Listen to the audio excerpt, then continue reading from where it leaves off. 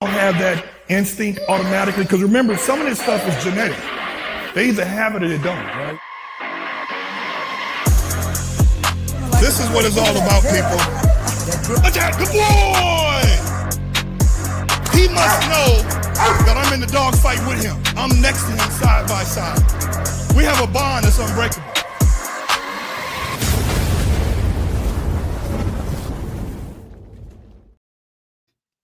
Listen, you can't beat that shit. That was nice. You can't beat that. No, we're gonna wait till some people come in. Oh man, so what's the weather like? It was muted on my end. I had to unmute it. Yeah. I guess it automatically mutes. It automatically mutes. I can't even say anything either. Oh, okay. So what's the weather like? It felt like 80 today. Wow. And then tomorrow, Yeah, it's and been like that most of the week. Tornado weather. But we were in the 80s on Christmas, mid 80s. So how far are you from Sugar Land? Finest. 25, 30 minutes, depending on time of day. Yeah, my uncle stays in well, before he passed away, he must have owned like 20, 30 homes. But he stayed in Atascocita. Yeah, Atascocita. Yeah, that's 15 minutes from me. 20 at the most. Still can't believe he's gone. He's been gone almost 2 years now. Wow. The place where we train is in, oh gosh, now I can't say it, but it's in Huffman, Texas. And that's, if you keep going up the street, it's past Humble, past Atascocita, and then it's out a little further, past Lake Houston. Okay. Let me get some more people coming in. Yeah, so now we're live on Instagram, YouTube, Twitch, Facebook. Let me see what else. Damn, we live on everything, man. Everything. And then after that, it's gonna stay recorded on YouTube. So now you can go to the link. You can send it to all your girls and your guys. Like, here's me, girl. Oh my God, I'm telling you. I was talking to someone earlier, and I told him, "Hey, I'm just gonna wait until he posts the snippets, however his social media guys or whoever's doing it.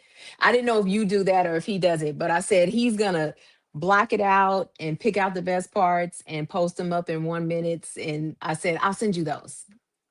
Yeah. Now, so once we get through doing the recording, then the AI part of StreamYard actually creates reels.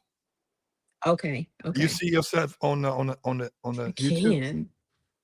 I can. It's delayed. We're delayed. Yes, we're live. The stream is delayed. Yeah. Okay. See? Say hi. Hi. All right, people, listen. I want to say thanks for tuning in on this Wednesday. God, this feels weird today, man. Wednesday feels like Thursday. I don't know. Oh, it is delayed. Yeah, it is. Yeah, it is delayed, right? Quite a bit. Yeah, and I want to say this is the second person that I've interviewed. You're a first time Dobe owner, right? Yes. Other than childhood, my dad owned 4 of them. Right. First time myself, this first time as an adult. Yes. Yeah. Now the Dobes back then when we grew up are different from the Dobes today. Yes, they are. I didn't even want to go in the backyard back then. Yes, correct. Now you can go in the backyard and play ball with them and everything else is like, wait a minute. Back in the day, you couldn't even step foot on the yard without them acting the fool. Yeah. So I want to say thanks, Ro, for coming in, and Roshanda. Thanks for having me. And this was a delightful because I rarely see women. Well, I do see women with Dobermans, but typically the women I see with Dobermans are breeders. Okay. Right? They have 4, 5, 6, 7 breeders. I mean, 4, 5, 6, 7 dogs because they're breeders. And you and another person, her name is Loan. That's her name. Like the word loan, mortgage loan. We just talked about it. That we used to do. Her name is Loan. I did an interview with her about 2 months ago, and she was a first-time Dobe owner. She actually She didn't rescue, but she adopted a Doberman from another person. And I always want Okay. to know, like what interests you guys to get a Doberman, but then also how do people treat you guys when you walking down the street or you doing your silhouette photo of you coming out of your garage and all that It's stuff. different. Yeah, yeah. So I want to get into so tell the listeners. I know your family knows and your friend knows. Tell us where you're from and where you're located now. So I'm originally from California. I moved to Houston in 2014. I actually lived in Houston as a child. My mother moved here in the 70s and my dad stayed in the Bay, and I've always been back and forth. Yeah, area. Yeah, I'm from the Yay. And what brought you to Texas, Houston, though? Just the economy. The economy in the Bay Area was getting a little out of hand, and It's out of hand. it yes, it's totally out of hand now. Yeah, But yeah. I just wanted to be able to live. I wanted to be able to earn and live and enjoy it. And I wasn't able to do that out there. So I came out here and it was a welcome change. You know what? Me coming from the South, I know the. Okay, I'll put it like this. Now I lived in the Bay too. I lived in East Bay, San Leandro, Okay. and I moved out of the Bay in 2000 and moved to Southern California. And you said it, you hit it on the head. You said you want to be able to afford to live in the Bay Area. You only afford to live just to pay the necessary bills. But Right. in southern regions like Texas or Tennessee, Mississippi, Alabama, you can live to have a life, right? So I give you an Hmm. example. And I don't know what part of the Bay you lived in, but let's say you lived in the East Bay, you lived in East Oakland. Your parents didn't have much. You grew up, you didn't have much. To change from lower class to middle class, your housing would go from 300,000 to 800,000 for a house in a decent neighborhood. We ain't talking Right. about in Oakland Hills, Hayward Hills, right? That's a huge jump in salary and wages, right? Which is far fetched. If you're going to make it from 30 to 50, that ain't changing the game, right? But in the South and Texas, you can change your family dynamics from lower class to middle class like that. Just You like could, that. You just like can. that. Yeah. Because the cost of housing, the cost to buy a house, the cost to buy a condo is not that far off. And because real estate doesn't go from a house, like I bought a house in Texas, it's 11 years now. I bought it for 330. It's probably worth maybe 550 now. That same house here in LA, if I had bought it 11 years ago at 330, it's worth almost a meal. Right. And it ain't, and we're not talking about Baldwin Hills or Ladera Heights, Oakland Hills, Hayward Hills, or I'm sorry, Walnut Creek. We're not talking about that. No, you're not talking about Walnut Creek at all. Exactly. So you know what I'm talking about. So Hmm. the cost of living, but it's still relative because you don't have property tax. I mean, you don't have state income tax, but you got hellified property tax, Yeah, you right? do. You got hellified property tax. So so that's a little bit of background, people, why some people are from the West Coast are moving down south because they want to be able to, number one, buy a home, live in a better neighborhood, Hmm. live like a Go lot of on people, vacation, yes. go out to eat when you want, th- pay for amenities, not You know just pay what's for your bills. what's crazy is that a lot of my generation, we're part of the same generation, believe it or not, right? I'm Right. 1971, And you're a little and younger than me. yeah, I'm a baby, and our generation here, a lot of them are still living in apartments, and they didn't grow up in apartments. They grew up in homes, Right. but they're Right. living in apartments. I'm like, how do you get comfortable with that? Your rent If gonna you don't go have a up. choice in the Bay, you don't have a choice. Correct. It's just a way of life. Yeah, it's normal for them. It is normal, and you get used to that mentality. And I needed a change. Yeah, yeah. I needed a change. So let's get into it. I was scrolling as I usually do because I'm always trying to like find. Listen, it's no secret that most of us social media guys, when they're trying to monetize or Hmm. sell something, whether it's an intangible or tangible, we copycat somebody else. Now, I always said, and I will say it again right now, it is it's okay to copycat. It really is, as long as you're copying the right cat. You copying the good stuff, right? Yeah. And I was looking and I saw, wow, a sister with a Doberman. And she's manhandling this motherfucker too. I was like, okay. And so my question is,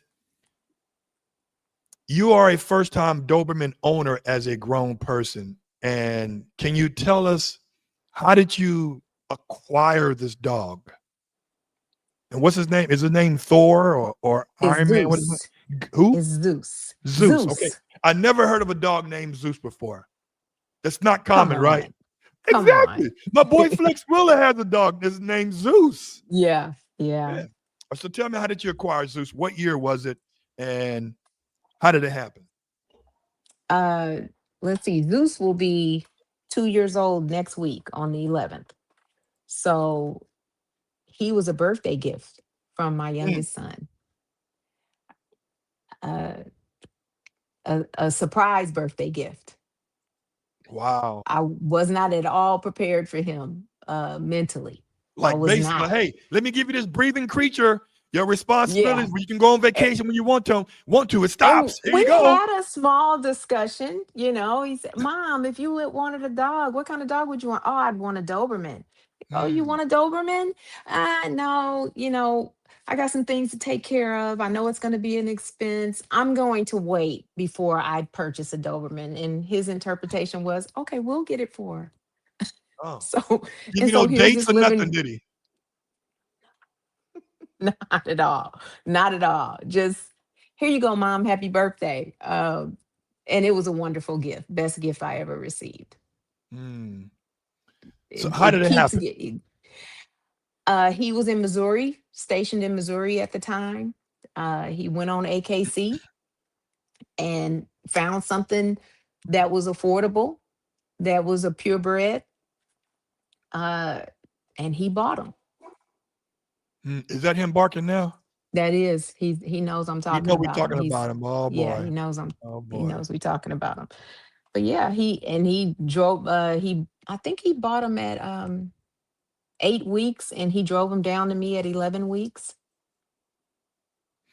Now, let me ask you this. So the picking process, of course, you wasn't a part of it. Right. And you've heard of our previous podcast that we did recently about limited versus full AKC, right? You've heard Mm-hmm. about Mm-hmm. it.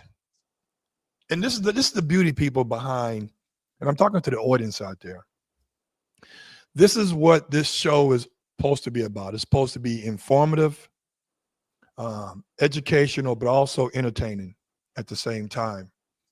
And every podcast I do, whether it's a mini series of Rise and Guard or this one right here, um, Dog Talking After Dark with the Dog Father, we supposed to take something away from it. Remember when we were growing up back in the day, we would watch Fat Albert or Good Times or the Jeffersons or any cartoon. There was Mm-hmm. always something to learn about it at the end. Remember that?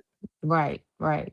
It was not about destruction and killing and pillaging. It had a message at the end. It was a moral message. Yes, even the Cosby Show was like, a lot of us, like, I didn't come from a two-parent home, but there was a message that I was able to learn from it. And it's kind of Mm-hmm. disheartening that nothing we watch now, hardly anything other than Avatar, the movie, we're learning from it, right? It's a message Right. at the end, right? That's why I love that movie Gladiator. It's love, deceit, death, honor, retribution, revenge, and happiness at the end, right? So I get back to the dog situation. I'll come full circle is that you learned something from our channel. Then you went back, then you had your son. Tell us about that, because when you got the dog, what did it come with and what it did not come with? Can you please talk to us about it? So the man that advertised him basically said, "Hey, this is my last litter. I'm going out of business. I'm retiring. I've had this, multi-decade career breeding dogs, and because of that, these are puppies only. These are house puppies only. You can't breed these dogs. Don't ask for papers. I'm not selling papers, so on and so forth."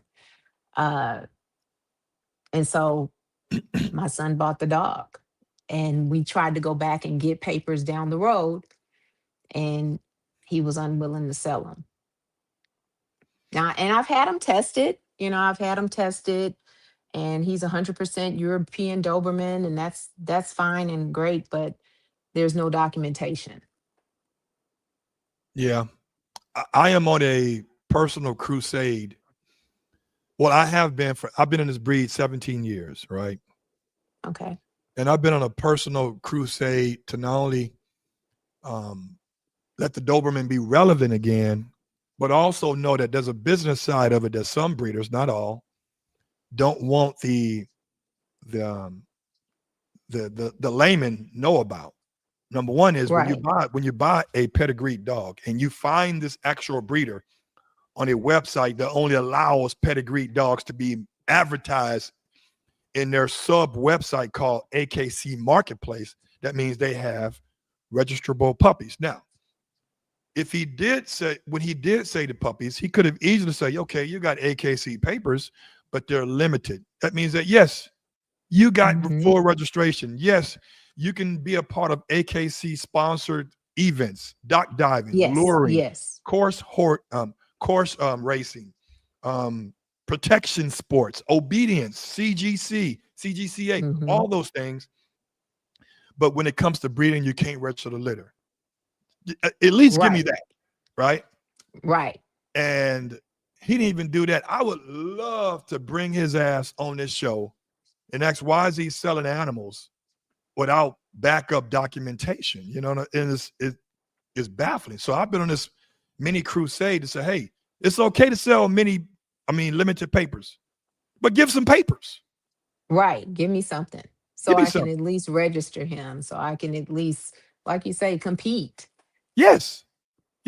And it's almost like when I got 3 kids, 2 are grown. I got an 11-year-old. And every time I've gotten a birth certificate, the little paw print is in the back or on the bottom of the birth certificate. I get something. There's some proof. Yeah, it's some proof. Right. Mama's baby, daddy maybe, but still I'm getting proof. Right? We're not going to say that right now. Right. What I'm saying is that I get something for it. Listen, this particular animal we're responsible for the rest of his life. Our lives is centered around the dog. The dog's life is not centered around ours. When we go on vacations, the first thing we're thinking about is what? We're going to take care of this dog. Right. We're on board this dog. When cannot be just anywhere. Right. When I get home later than usual, I'm like, man, I haven't fed the dog. I hope the dog's okay. Hoping I got to get home. I got to leave, y'all, because I got to go see about my dog. That's what I'm saying. And it's like, I know I'm not perfect. You're not perfect. My dogs are not perfect. I've made some mistakes. I will continue to make mistakes, but I'm going to learn from the ones I made. And one thing I know about in this Doberman community, and I'm trying to get you in there deeper, you just got to follow the steps. I'm following. Boom, boom, boom. Is that you have to be transparent. You have to let people know what they're, like when I used to date women, this is before you was even born. Trust me. I'm just kidding. But listen, back in my younger day, and this is not something to be proud of, I used to have maybe 1, 2 to 3 girlfriends. Maybe one knew about the other 2, but all of them didn't know about each other, right? And the one thing I realized about women, all they really care is like, give them the option if they want to deal with that. But lying about it is what hurts the most, right? It's not an option. Right. Right. Give them the option if they want to be a weekend girlfriend. At least give me that option. But don't tell me I'm the only one and I'm not. Right. So what I'm saying is, in this dog community, you know, if you got a dog that has one copy of DCM, which is dilated cardiomyopathy, or one copy of DM or a VWD carrier, at least give the buyers the option. This is what you get. I don't know if the puppy's going to have it. You got to get the puppies tested by VetGen. I mean, I was going to say VetGen, Embark, but here's what you got. Give me the option. Let me pick and choose. So now you get the dog. How did he bring him over? Was it on your birthday? No, they didn't come. They came down maybe within 2 weeks of my birthday. Right. So it was soon after. But they told me about him on my birthday. So they FaceTimed me and said, this is what you're going to get. And yeah, that was nice. All my thoughts about I can't afford this right now and I have things to take care of went out the window when I saw that. When I saw that on FaceTime, I was like, oh, okay. I bet your ass went to Petco or PetSmart, just buying up that overpriced cheap shit, didn't you? Amazon just running it up. Just running it up. Run it. When they came here 2 weeks later, everything was set up. Yeah.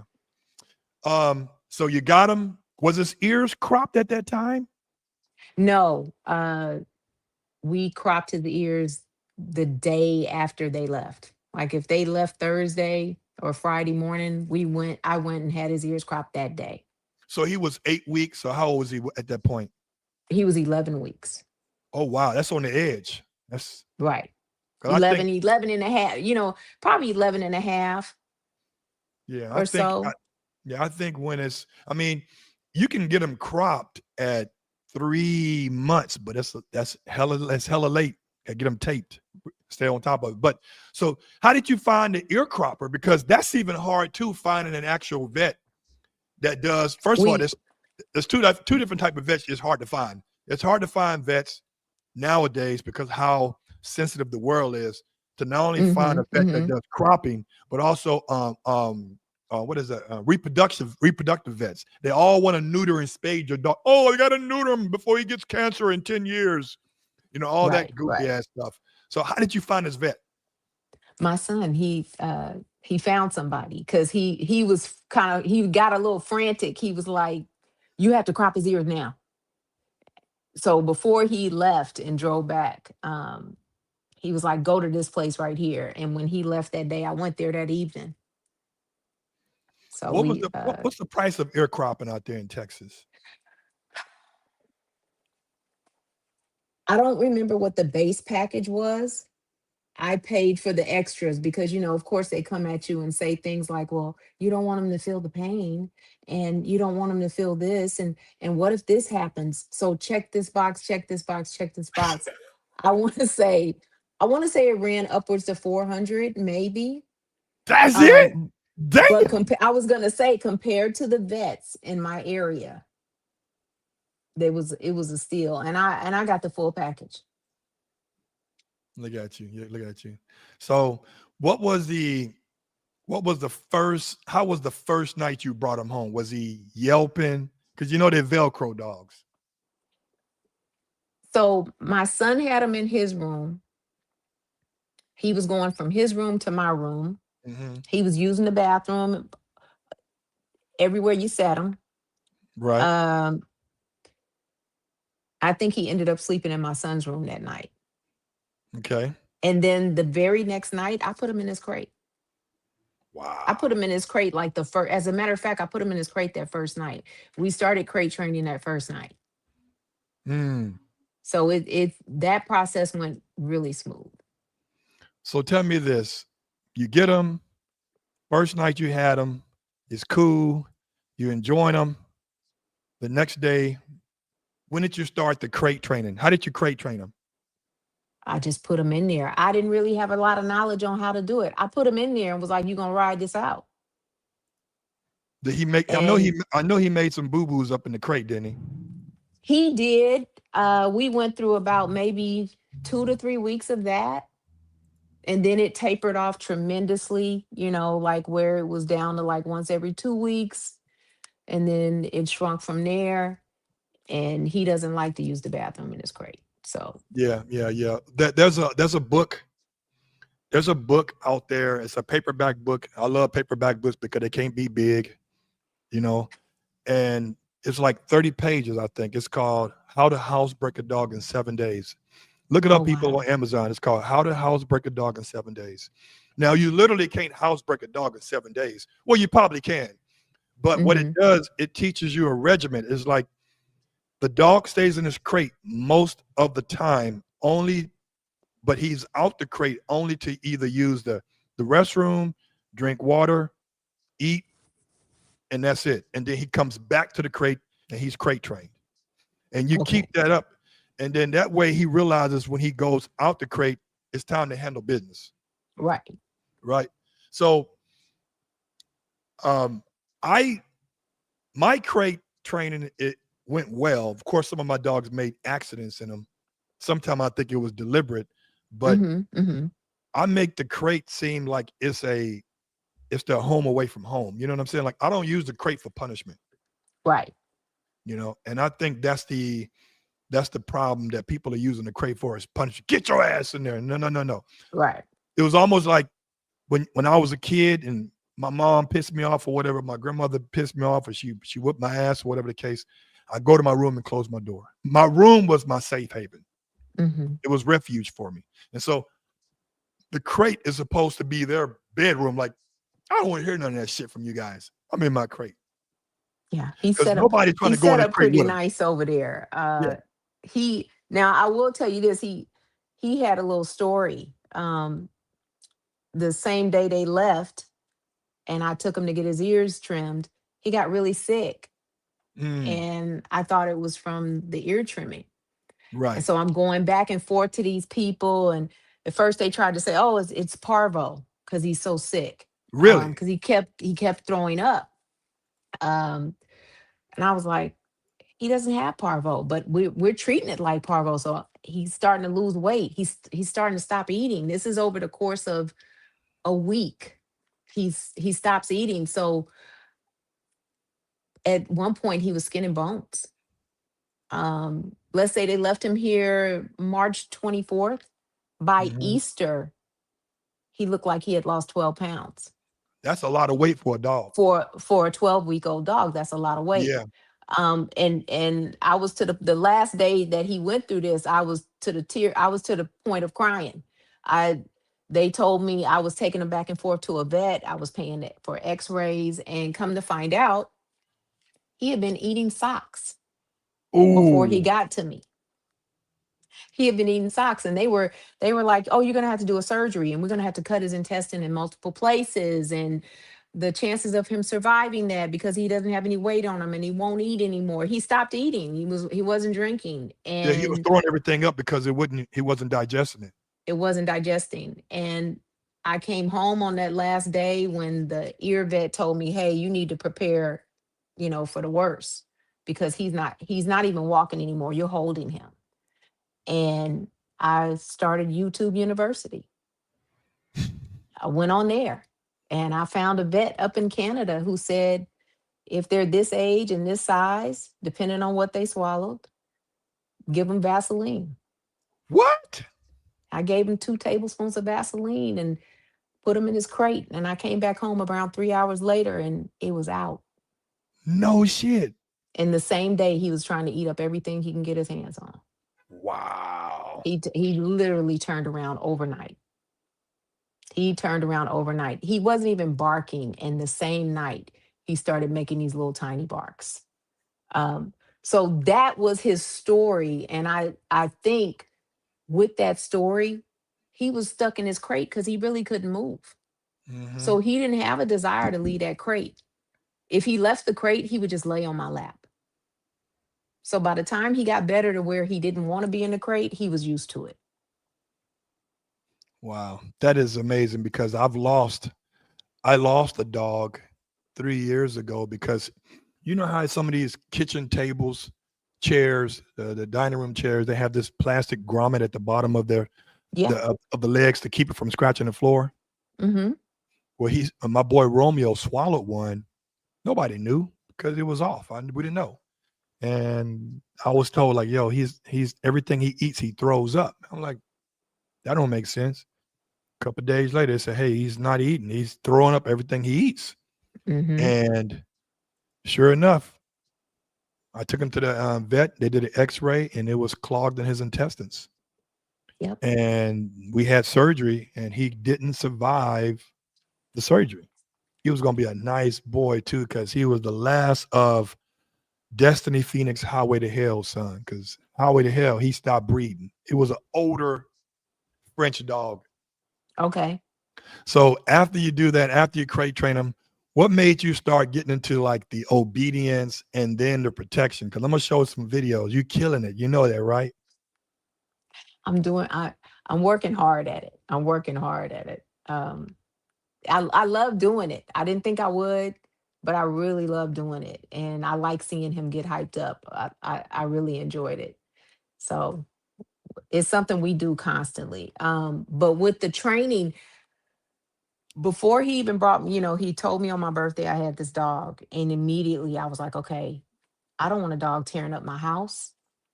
Um, I don't want to have issues with a dog using the restroom all over my house. I need and those type of dogs can tear holes in your walls and eat up your furniture and whatnot. I see horror stories online all the time. So I started looking into training and obedience before they even brought me the dog. And my intention was the following week to board and train him. And it just so happened he got sick. Mm-hmm. So I started training him at home and I was like, this is not YouTube working out. University, right? Yeah, I did, but it wasn't working out very well. And I ended up having a surgery. So I boarded him for around 5 weeks and he came back and it was board and train. And he came back and I was like, this didn't go that well. Because he Mm. came back like, I'm back with you. I don't have to do anything now. So that's when I went on a mission of finding trainers that would train both of us at the same time. And it just so happened that every trainer I came across kept saying, you have a really good dog and he his eyes are clear and the stuff you guys say. Um Will you let whatever me be they lying? yeah, yeah. You know what you guys say. And so everyone I brought him to for obedience wanted to also do bite work with him. And so that's how we got into it. And we was just doing it simultaneously every time. You So, see your boy? You see your boy working right there? I do. I Is do. that you? I Is do. that you holding him? That is me. Look That at is you. me. My Tennis nerves were shoes on. bad that day because he was intent on getting him a little skin. Yeah, he's He doing was, civil work with him. That's pretty good that he stayed civil with the guy. That's yeah, really good. I'm yeah. impressed with that. Wow. So you started doing. How did you narrow down what trainer? Because typically most new dog owners, they are trying to find. You'll go through a couple of trainers to find the right trainer. You, Mm-hmm. the Mm-hmm. first Yeah. one usually is not going to be the one you're sticking with. It's like, you know what? Now I'm seeing through the smoke. Yeah. He's not. He's not teaching me, and he's not engaging with the dog where I see progression here. But he wants to keep going and going and going. It's like you're not communicating me the process. How did you? What's the steps you went through to find a good trainer? And how many you The went through? first Right. The first one that we went through, the guy that we boarded with, his feedback wasn't that good. He was like, I don't ever think he'll have prey drive. I can just Wow. tell. He'll never want to do bite work and it's just not in him. And I was like, oh, okay, and found another person. And after I went through that guy and I did a lot of research to find that guy. And he had a lot of good feedback, but my dog came back home after 5 weeks and wouldn't even sit. He wasn't doing the bare minimum. So Which is crazy because me and LaRon talked about that just yesterday. Why dogs come back from the trainer worse than before. mm-hmm, mm-hmm. Yep. Yep. I felt like the little small things he was doing before he left. Okay, he's not doing that now. Mm-hmm. So I got back on Google, which was my only choice. I didn't know anybody at the time to lead me to this person or that person. So I was finding my way. And we found another good guy. We found another guy that ended up being real good. Retired Chicago police officer, K-9 officer, retired after 30 years and out here in Houston, and that's all he does. Mm-hmm. And he immediately, like, I think we went 2 or 3 weekends doing obedience only, and then all of a sudden he said, I want you to come to the bike class. And I was like, I don't think we ready for that yet. You know, because I Right. was seeing those dogs sometimes before class and after class, and these were big boy dogs. And I was like, oh, Yeah. I don't think we're ready for that yet. We still little boys over here. And he was like, "No, I want you to come check it out." And so we came and checked it out, and it was amusing that first tryout, but he came Mm-hmm. back strong, and we went there for a while. It was really far though. We were all the way in Katy, which is a distance, and so eventually found somebody who was closer to me. So how did you? So now you know the difference when people are testing the prey drive. What did he do to Hmm. test the prey drive? What was some of the tests he said, you know what, this dog has what it takes. Let's move forward. What was some of Oh, the things that he did? this brother looked in his eyes. He gave him the eye test and said, "Hey, his eyes are clear." And he did a little bite pillow work with him. Like I said, that first time out, it didn't go that well, but he didn't run away. I forgot how he put it. He said, "Yeah, he seemed a little nervous." He said, but he stood his ground. I think that's how he put it. He said he'll get used to it. And sure enough, by the following week, you know, he had the small black pillow that we worked with, and it was immediately he loved it. He wanted that pillow. I bought my own for the house, and every time I bring it out, that got him. So I was like, oh, okay, I get what he's saying. And it was just simply that pillow. Mm, When we first, with the first trainer where we started out, um, this last trainer that we had, he focused a lot. We did bite work also, but he focused a lot on environmental stuff, yeah. because I didn't realize that he was a little skittish with environmental stuff until we started going around certain things. And so he brought him up out of that, working with the What were some cans. of the things that he wasn't that he had issues with as far as environmentals? Well, we were going to Home Depot, and uh, the lift would pass. Hmm. He wouldn't run away, but he'd move over. That's a large cart would pass. That would bug him out a little bit. And Yeah. I guess I wasn't even noticing it because I was taking him places like that, but I didn't notice it on the trainer's level. So he was like, "Yeah, we're gonna work on this." So it's fine now. We go places like that. He don't even look. What to me, I think a Doberman doing bite work, I think it's exciting to watch. Let me tell you why. Hmm. You always see the Belgian Malinois, the Dutch Shepherds, the German Shepherds, pit bulls, band dogs. You see all that, right? But when a Dobe step Right. out there, like we said in California, like deer, right there, man, right there. People are watching, right? Yeah. People are Yeah. watching. It's nice to see. What do you when you walk him down the street, and I notice that you're walking him with a leash on and a collar. Unlike most Hmm. people I see using harnesses for dogs like this, which I don't No, get it. What are people reactions when they see you walk this dog?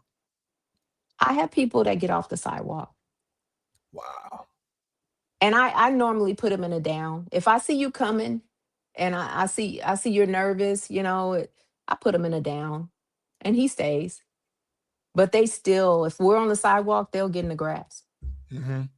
Not everybody, but I'd say it's about a 50-50. Kids love them. It's usually adults that move out the way.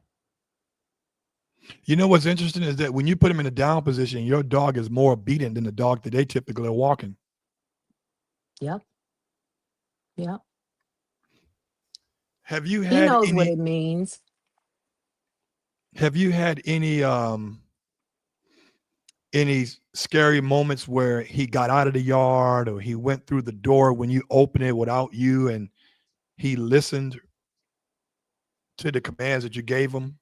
Have you ever had any scary moments like, damn, where did he go? He just jumped, he just left. Or the leash dropped, anything like that? It's been a 50-50. Um, we had a situation in the fields near where the elementary school is near my house, where we walk often, and I usually let him loose and let him run in that field, and he'll do his laps. He'll really stretch out. And one day he did about 3 good laps, and then all of a sudden he hooked a left, like, oh, I'm gonna go see what's out on this street. And I had the buzzer in my hand. I was buzzing it, but I wasn't using the red button. I was using the regular button. And because I'm panicking. I see Yeah. him, I'm too far from him to stop him. I couldn't have caught him anyway. And I just turned on that mama voice. I was like, hey, get down now. And when Oh, I you ran said that, decibels on him, didn't you? yep. When I said that, he kind of he slowed down and he made a little U-turn and he came back over to me kind of slow, like, oh, she tripping. She tripping now. Let me get back over here. But Wow. I had another situation where he didn't stop and he almost didn't make it. He got hit. He got hit by a car? Hmm. Got hit in gosh, I want to say October, and came out of it with a couple of scratches. He got right back. You're like, okay, shake this off. He no, no, no. He laid down. I didn't, I didn't know the extent of his injuries. I called an Uber to take us home because we were about a half a mile from the house. I couldn't carry him. He was too big for me to carry. And took him straight to the vet. They did x-rays, not a scratch. Wow. Well, he had scratches. He didn't have no broken Yeah, bone. he had scratches, but he had no broken bones. He had no internal injuries. He was starting to get a little stiff by the time we got to the vet because he took a hard hit on his hip. But he's been fine ever since. He's 110%. I'm like, this dude has been through so much and he's still here. I don't even understand sometimes. His testimony is strong. Have Um, you have you ever had two? Has he been around other male dogs? yes, he has. Yes, he And has. how was the reaction between those two? Because usually two males are not going to really get along, especially when they don't know each other. And then two, the other person probably don't have their dog dialed in like you do.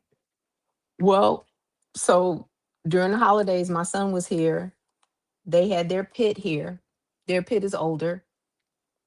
Luckily, their dog was dialed in because my dog decided that he was going to run the house the whole time he was here. Hmm. He was handsy. Dobermans like to be handsy. He was every time I looked up, he was trying to chin check this dog. I'm having to check my dog. Mm. But their dog handled it really well. They we didn't have any fights. I'll put it to you like that. It was just dominance. It was just this is my house type of thing. But he handled it well. Now when he goes to the boarding place, there's four German shepherds there. And I think it's two girls and two boys. They don't have any problems with him. Mm. He melts right in, but I think he knows, I don't know. He knows what's up over there. We But talked other about than that, I don't have any problems with male dogs that I can see. we talked about it, and what what do you think piques your interest about possibly not saying you're going to be, but possibly being a Doberman breeder? I think that once I get into something, I'm all in. I'm just all in. I haven't been able to be a half Doberman mom. I'm a full Doberman mom. So I want to read the books. I want to research. I want to watch the YouTubes. Oh, there's training. I want to get the training. Yeah, if he would have his paperwork right, we'd be competing. We'd definitely be competing. But we've done the training to compete. Um, So I'm just all in. So that's just, to me, that's just the next step. If I have that much knowledge and I work from home and I'm 100% all day, in my times about this dog, and he knows it.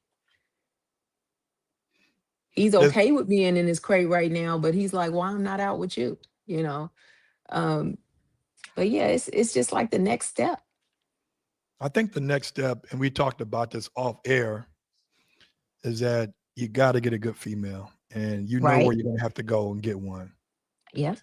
We talked about price and difference from a dog with no papers, great dog, no papers, Mm-hmm. versus a dog with papers, potentially great dog. Puppies, everything is always up. Everything is always subjective because you never know how the puppy going to turn out. You can always hope for the best, right? Right. I mean, I can tell you at least 3, 4 pups that I got that I spent shit, man. If we're talking about euros or American dollars, I spent 6, 7 grand on importing pups, and they did not pan out because Wow. I'm looking for a specific character, right? Mm-hmm. And nothing's guaranteed. But at least when you're buying from a reputable breeder here in the United States, and I've referred you to a couple of them. One Right. in particular, Gypsy, a lot of Bell Kennels, is that you're going to get what you actually pay for, Mm-hmm. and that is the key. Now the rest is going to be built around genetics and environmentals, Right. right? Um, I think you would be a great breeder, and I'm sure it won't be listen. Breeding it's always a full time, especially when you're having litters, right? Mm-hmm. But when they're grown, you're just a great pet owner. Yeah, when you have no puppies, you're a great pet owner. Um, but getting a small kennel built in the backyard would be great. Just maybe 3 or 4 runners, Okay. kennels and a runner. And I'm sure in Texas that could be easily built for a great price. 'Cause you're not in California, Right. and knowing the other thing is too about being a good breeder, you got to know bloodlines. You got to start realizing which lines are geared towards around more conformation and looks, and which Mm-hmm. lines are geared more towards the intangibles like temperament, energy level, prey drive. Mm-hmm. And what I try to do with what I contribute to the Doberman community is to have the best of both of them. I want him to look good, but I Right. want him to work just as well as he look, Right. you know. Um, with that being said, health test is important. Now, there's been a very big controversy of it was this one lady who was coming after a lot of people. She was coming after 3 or 4 of my friends, and she came after me. This is like 5 months ago, and Oh. she was like, yeah, in DCM, you're breeding DCM like Golden Pond, Catherine Hepburn. I'm talking about, like, the young generation don't know about Catherine Hepburn, do they? You Yeah, know we about know, Catherine we know. Hepburn, right? Yeah, we know. Right. And I'm like, wait a minute, my dogs have been tested. I've had the halter done. Mm-hmm. I said, DCM is spontaneous. It can pop up 10 years, 5 years, no years. And then I said, you know what? Why don't me and you go on podcasts and talk about it, since you're coming up with all these genetic ideologies, but Mm-hmm. then you're promoting your own kennel. You're Oh. selling dogs the same breed, but you're telling me, who's a stud guy, that I shouldn't be breeding. Let's play with this. Mm-hmm. And she was going back. She's big time on TikTok. She's going back and forth, back and forth. And of course, the Doberman community is picking us up. It's like, yo, man, this woman's full of shit, man. And they sent me a video of her. And this is what she does. And I shit you guys not. Some of them who are listening right now saw this. I got a video sent to me. And this is how the Doberman community can rally with you. And if you fucked up, they'll rally against you, right? Right. She had a few puppies that she had to euthanize. Now, when you euthanize puppies, very young puppies, you should take them to the vet. Let the vet determine if they need to be euthanized or not, right? That's like Hmm. humans. Like, I'm gonna let my doctor tell me, should we pull the plug on my grandfather? I'm not gonna Right. pull the plug on Right. anything. I have a video still saved in my Google Drive, as long as they don't charge me annually them high ass numbers. She said, I euthanized two of my 2 week old puppies by drowning them. And she was, yeah. And they sent me the video of her saying this. So, you know what I did? I got this phone, post, and that shit went viral. And she started texting me. She said, take it down. I'm getting death threats. My husband is a ex-KGB, whatever. I don't give a shit about that. You coming for me? You came for my friends at she came for my friends at Rocky Mountain, Pepper, everybody. Oh, I said, you know wow. what? I'm not taking shit down until you take everything down that you said about people you never met. Delete, delete, delete, delete, delete. So, and then I took mine down eventually off her, right? Oh, okay. But then that goes to tell you that no matter what you do, how you do it, how good you do it, there's going to be some haters out there. Just letting you know, you better get, because now there's haters out there for us even getting our Doberman's ears cropped, and that's the breed standard Yes. since Yes. 1880. Yes. Which is crazy. It's crazy. I There are even I see it haters. all. I see it all the time. I see it all Listen, the time, and here's I'm like, it's crazy. here's the kicker: those same haters that say, "Oh, you're mutilating the dog, you're getting the ears, he's in pain." But then the same people said I should get my dog neutered. Isn't that painful? I, That's still altering the dog, right? right. Let me get my hair right. How my wife Stephanie does when she want to scratch her head because she has a weed. She's like, She's- yeah. Or she take the pencil, the pen, right? So make it make sense. yeah, Make it make sense. make it make sense. Yeah. So Yeah. what interests you about the out of all the dogs, all the breeds out there? Because there's a list of breeds that I love. I love the Irish Setter, the Gordon Setter. Yeah, Google that, people. Gordon Setter, Afghan Hound. I like the miniature Schnauzer. I really do. The giant Schnauzers. But what interests you about the Doberman? Um, I won't lie and say it's not the look of the dog. I think out of all dogs, none of them look as good as the Doberman.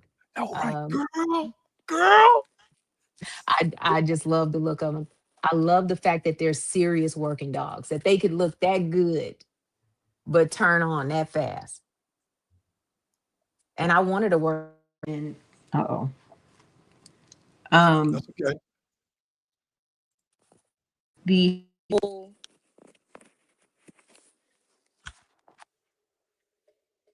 Okay. Can you hear me? Okay. Yeah. Okay. Good. The whole. I think one of the main purposes that my son wanted me to have this dog was because he didn't want me to be here by myself and be unprotected. So it was like an extra layer of protection for me. And that made him feel good being in the military. That made him feel, like he was helping protect me, and it was, and it still is. Nothing comes past this house without this Yeah. dog letting me know. I don't care if they're walking in the street. If they walk past this house, he's gonna let me know. And it's not California. There's no screen door here because it's too hot for that. He senses somebody walking up the street in the middle of the street. So I'm I'm always aware of my surroundings now with this dog because he's aware. He's hyper aware. That's the other thing I love about the breed. Some people think they're skittish, and I'm like, no, he's not skittish. He's aware of what's going on 2 houses down the road. Mm-hmm. He knows what's up before I know what's up. He's a serious alarm. Did I say that they look good? I know, don't they? And You know they're what? incredibly smart. They're incredibly smart. Um, you got to get used to the Velcro, but I'm used to it. That's just who he is. Uh, as long as he's close by me, he's content. I'd rather him than, and I always wanted a big dog. Now I grew up with big dogs. I did not want a little dog. I wasn't, that was number one. So he checked a lot of boxes for me. You know, one of the most important, there's a list of things that should be on this intangible list. Hmm. If you're going to be a breeder, that you must have. You must have. And these things don't cost nothing at all. The first thing for me on my list is that you have to have the love for that particular breed. Hmm. If you love that breed, then and then later on you decide you want to be a breeder, you're going to continue to want to learn more about the breed because you love it so Right. much. It's not going to be considered work. I remember when I did my internship, I was a criminal justice major. This is when I was in college. You know, your last year of college, you have to do an internship. And usually the internship is probably a semester. Um, and so I did my internship at the city jail in Jackson, Mississippi. Okay. And uh, Commander Glenn Davis was the commander of the jail. And my internship was free. I didn't get paid shit. You were a true intern. Yeah, I didn't get paid shit.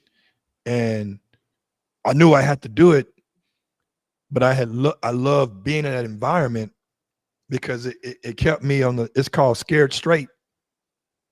It kept Uh-huh. me on the straight and narrow. And some of the best conversations I had were with people who were locked up. I mean, you know, just because you're locked up don't mean you're not a good person. That you made some mistakes, Right. you know. Um, but with that being said, it's like you are doing your internship right now. Yeah, I Think am. about that. You're doing your Yeah. internship right now. Yeah. You, And you dealing go, with you is trial by fire. that's right. That's right. Because see, It's here's the trial deal. by fire. It ain't no hold on wait. No, because here's the deal. I mean, you find out who you are being uncomfortable. Yeah. I always say people who are comfortable, comfort is always the killer of any person's ambition. When you sit back like, I made it, I'm cool, that's when you slip and you fall and you get Right. set back. Hmm. I remember, and I'll tell you a little bit about Gypsy. So every time we've done a deal together, I said, hey, that's the female to get right there. That's the dog to get. I am 100% sure there's a little bit of discomfort because you're getting a grown dog. You don't know what the dog is used to. You're hoping the Right. dog is going to acclimate in your household. Hmm. And I am certain that there's a little bit of discomfort, but you find out who you are when you're under pressure as a person. Hmm. And now you know how to prevail under the same pressure. Pressure is pressure. Right. You know, I remember I had a one big situation where my boy, he actually passed away shortly after, but he wasn't standing up and he was just laying there. Just my boy Brody. He was just laying there. He was laying in his pee. And I got up that morning and I had a major meeting for my job because I work for myself. And I'm talking about a meeting where I was going to make some almost life changing money. but my Mhm. dog is sitting right here, look like he's about to die. 6 in the morning. The meetings is in an hour and a half or 2 hours later. I got to run to the vet and deal with that and cancel the meeting. So what I did, I called my helper. I have a helper named William, and he's been rocking with me for 10 years. I said, I need you to take him to the vet now. He actually works for a vet. He's Okay. a vet tech. So that's how I was able to. But see, I thought clearly. You see what I'm saying? I was thinking Mhm. under pressure versus like, okay, I take her myself, fuck work, whatever. Yeah, But I panic. knew, yes. So now, whatever pressure you in, you can kind of think clearly now, because Mhm. things things like I do fire investigations, right? The big ones is my element because now things slow down. Okay, I need a structural engineer. I'm not a structural engineer. I need a electrician. Let me get a sub bid. I need to get a cause and origin. Let me get the other fire investigator to figure out what caused the fire. I need to get bids from different trades because we're talking about a complete burn down. Okay. So now I facilitate these professions to people that I'm not an expert in, but they're licensed in. And now once it comes in during that process, it gives me time to sit back. Okay, all right, what I need to do here. Okay, all right, I did that, I did that, I did that, I did that. So what I'm saying is that when you become a breeder, because you will become a breeder, you're gonna have to figure out who can you trust in the time of need. Case in point, if your girl is about to give birth, but she's not giving birth, what vet can you turn to at Mhm. 6 in the morning to do an emergency C-section? Right? These things Right. going, these things have to be dealt with, right?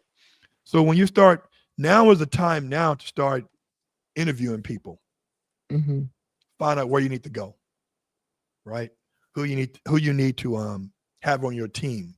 Because just like the dog trainers you've been through a couple of them, you're gonna go through a couple of vets when it Okay. comes to breeding, right? So um, what do you want people to know? Oh, here's another. This is a good question. Every time you've taken your boy to Home Depot or any place in the open, what majority of the people been saying to you when they see you walk? And I know with me, they say, I haven't seen a Doberman in 34 years. Oh God, they still around? I get that everywhere we go. In my neighborhood, people pull over. I haven't seen one of those since I was a boy. My uncle had one of them in the 80s. And, I come across a lot of people with bad stories. He bit me. his his the guy where he boards at, and I love these people, and I don't want to take my dog anywhere else. If they tell me they're out of town, then I can't go out of town. It's one of those situations. They're great. And it was after a couple of times we boarded there that he reminded me that he had a really bad story as a younger guy with a Doberman. And because of that, he's turned down everyone before me that has Except you. brought Dobermans to him to train. He said he's turned down multiple people. He said, "You're the first person that I've ever allowed, to bring one around." He said, "Because I had such a bad experience." That's the one thing I hear, especially with people anywhere close to my age that grew up in the 80s or anywhere around that time. They all come back and say, "Oh, a Doberman hopped a fence and bit me." And, or, I got bit by this Doberman, or I hear that all the time.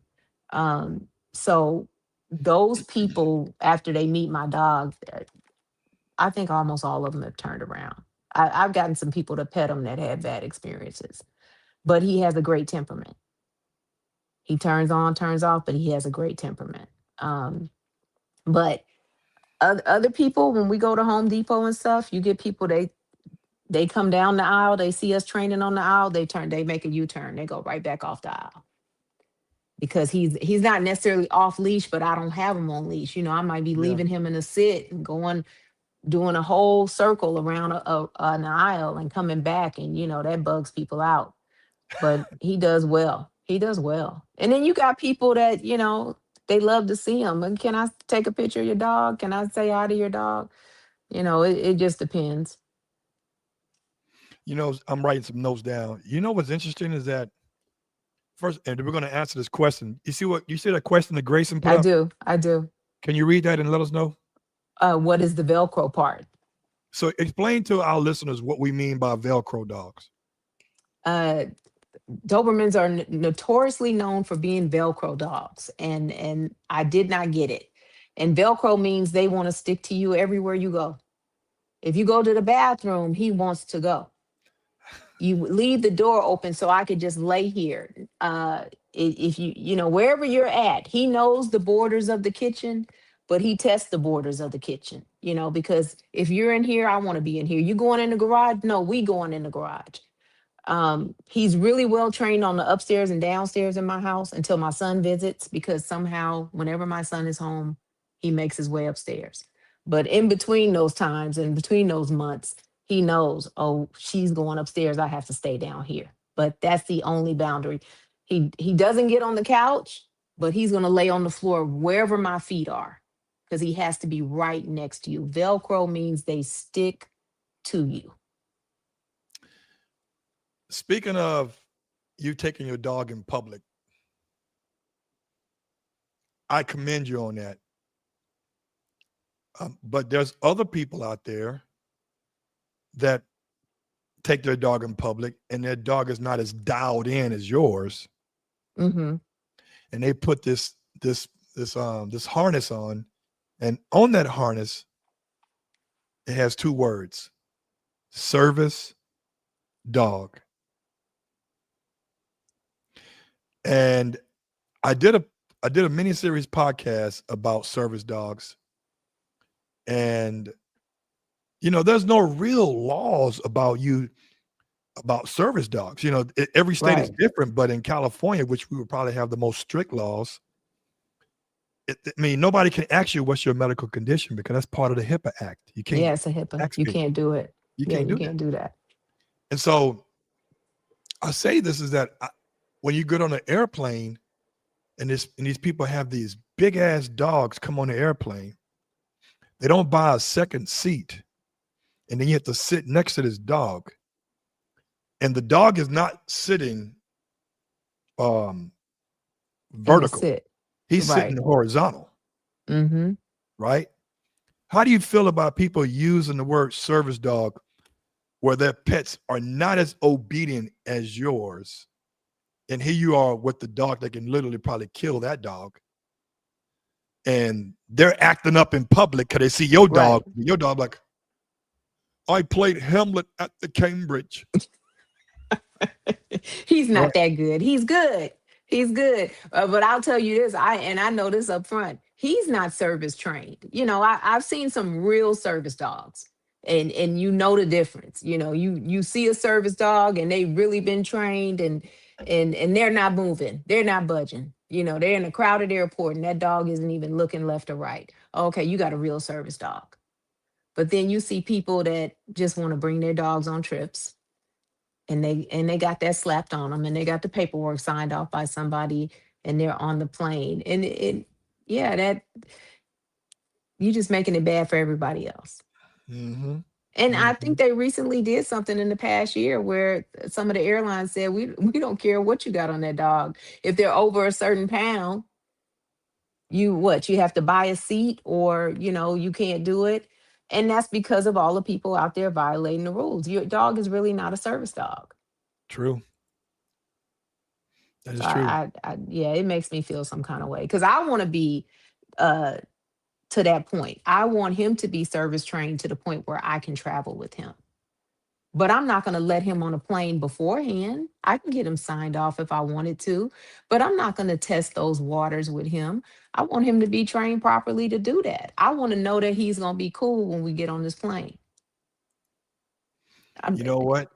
I know that my boy would be okay on a plane, but him flying on the plane for the first time, I ain't trying it. I'm not trying it because here's the deal. Excuse me. You never want to put your dog in a position to fail. You never do. So I would, if he has to go with me somewhere, if I can't drive there, or Mm-hmm. if they don't, or if they won't let me fly him cargo with me, that means in the Mm-hmm. belly of the plane with other animals. Believe it or not, people, dogs fly cargo all the time. It's air pressurized. How you think I got the dog from Germany to here? It ain't by boat, Right. and that's a longer flight. Um, but at the same time, I mean, I think it's. I know this guy right now. His I'm not gonna say his name because I'd be giving him too much light. He's a good trainer, good dog trainer. Most Mm-hmm. dog trainers, their personal demo dog is what? A Malinois or a Dutch or Mm-hmm. mixed. And these dogs are trained to bite and release. They're trained in obedience. Mm-hmm. Down, sit, and stay. They're trained to react. And that's why I say personal protection is really obedience training Right. because you teach the dog how to react and not react towards something, Mm-hmm. right? But when you get on a plane, people around you, and this guy gets on this plane with this Malinois, he'll fly from here to um to London. Man, that's a long fucking flight for a dog Right. on a plane for 9 hours. And either he's got great prostates because he's like less than 30 years of age, the guy. Me, I'm gonna get up 2-3 times to go use the restroom, right? He must got a Gatorade bottle in his coat that's empty, whatever the case may be, for him, not the dog, to use. And Right. people are not trained. The average person not trained how to move around the dog. Like you may get some luggage out of the overhead while you 30,000 feet up and something drops. Is the Right. dog gonna And the respond? dog reacts. Yeah. Right. All it takes is one time. Mm-hmm. Or you step on the dog's paw. Because I'm almost 6'3". My knees, unless I'm flying first class or I always get the window emergency exit, Mm-hmm. then you're gonna step on something. My big ass feet will step on something. Mm-hmm. How's the dog gonna respond? Right. Now, I understand for people who are blind, Mm-hmm. stuff like this, you need your service dog. And of course, those Labradors are trained to take everything. But a Belgian Malinois dog, come on. They got one. It's like a fire truck.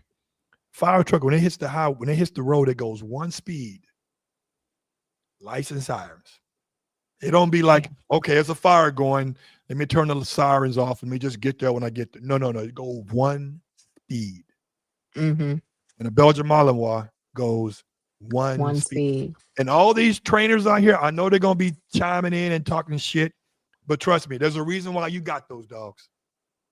Yeah. If that's the They're case, you would have got reactive. your They're golden reactive retriever. dogs. If that was the case, you get a golden retriever, Mm-hmm. or a Labrador. Get one of them Labradors called Old Yeller. Listen, I want to say thanks for giving me the opportunity to interview you about the. Oh yeah, I want to tell you one thing. If you're gonna be a breeder, look up this lady called 12 Titans Kennel. 12 Titans. 12 Titan Okay. Kennel. You remind me so much of her. She's a breeder of the Connie Corsos. Connie She's in Corso. Atlanta, but she's a great breeder. Okay. It doesn't matter what breed it is. It's just that look how she handles her business there. And 12 Titans Kennels. One of her Okay. biggest clients is Tatiana Ali. That's where Oh, Tatiana okay. get all her dogs from. 12 Titans Kennel. Look her up. I had her on the show before. She was on the show, 12 Titans. And I want you to just see how they move, how they operate. Just like I say, it's okay to copycat, as long as you're copying the right cat. What do you want people to take away from being a first-time Doberman owner? What do you want people to know? It's a dog like any other dog. I really want people to know you cannot get this dog and throw him in the backyard like we saw back in the day. This dog needs constant training. And training is not letting it run around the backyard. This dog needs constant stimulation. It's like you adopting a kid and deciding to just let them sit in the corner all day. You can't do that. It's the same with this dog. It it's not so much as attention, it's stimulation. Right. His brain is constantly working. We have puzzles and all kind of stuff, but nothing gets him better than a little bite work. Um, he needs to be don't buy one of these dogs and think it's a pretty dog and I'm just going to make Instagrams and reels all day with it. It requires some work. This is a working dog. It requires a lot of work. It's not a poodle.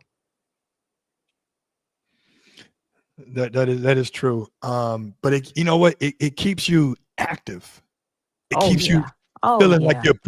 you're part of something. Like I'm doing something productive. Like this is good Yeah. for me as far as physically, but it's stimulating. It's good for him because now you guys are bonding, right? Yeah. Yeah. I mean, I I recently had a surgery that took me out of our walking routine, but we walked every morning around 6:37 in the morning, every morning, almost 7 days. We walked 6 days a week because at least one day we were training. So on training day, I wouldn't walk him that morning. But that was just so he can get out and be nosy and see the neighborhood and work with people and deal with people coming up the sidewalk, and we got into a routine where we were walking kids to the elementary school. They wanted us to walk to school with them. So we were walking babies to school, and he loved it. Um, but yeah, that was my exercise in the morning, to get out and move around. He kept me active, like you say. Besides me training and working out. But it was our bonding time also. Mm-hmm. Mm-hmm. That's him getting to know me and knowing, oh yeah, she tripping. Or okay, let me be still. Or okay, now I can get it. If I do this right, I might get a treat, you know. But we learning each other. Yeah. Because it's still a work in progress. It's Mhm. he'll be, like I said, he'll be two next week. It's still a work in progress. We're But but still getting to know each other. but who's counting, huh? Who's counting, huh? Yeah, yeah. Who's counting? He'll be two next week. Big boy. He Hey, crossing over into that age.